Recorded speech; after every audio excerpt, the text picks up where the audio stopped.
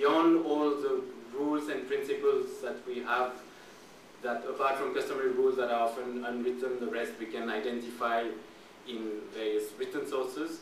The courts have also done a lot, as they have done in other areas of law, to develop the framework.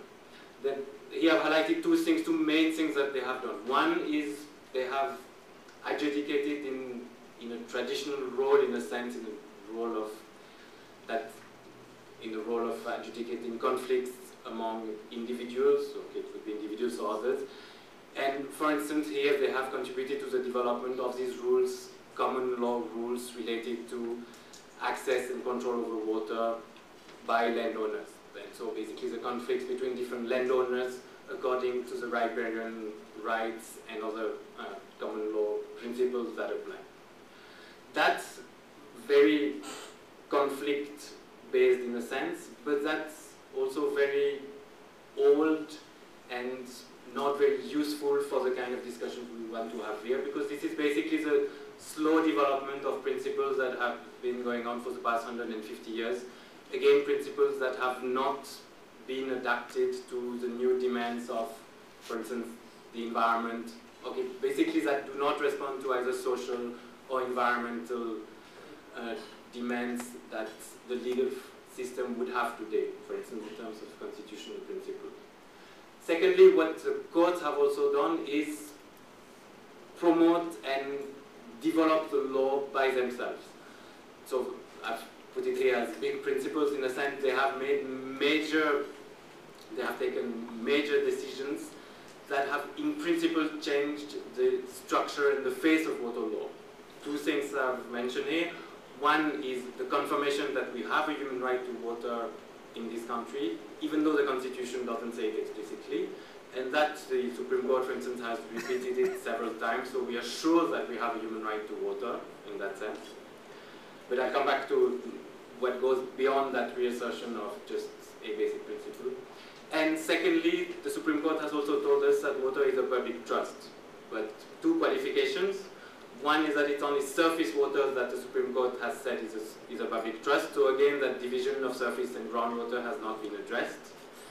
And secondly, that notion of public trust is valid, is law of the land, but it's never been translated into any practice. Let's say the practice of implementing existing irrigation acts that say exactly the contrary, that say that the state is the sovereign dominant owner of water resources, and has not been taken into account in any of the water laws that have been adopted since 1997.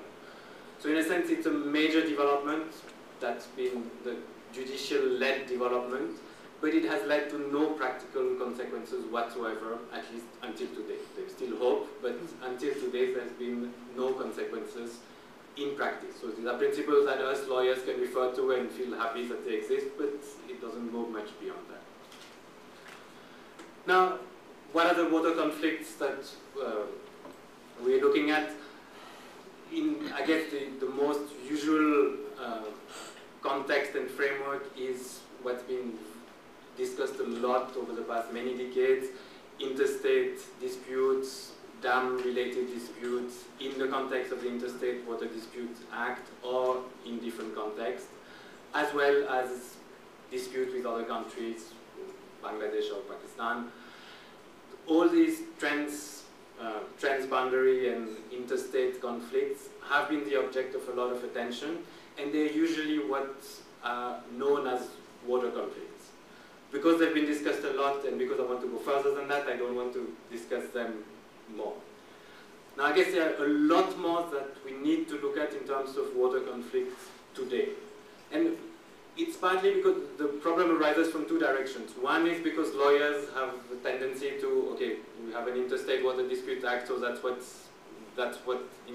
water disputes are about, and that's what we consider, and we feel happy, and we stop there. So kind of lawyers have not quite moved beyond that, or have taken a lot of time to move beyond that. Second is that over time a lot of new conflict or new conflict potential has arisen, and some of them just need to be addressed. That's not necessarily the fault of lawyers. So now that I've highlighted here 4 different types of conflicts that fall within the framework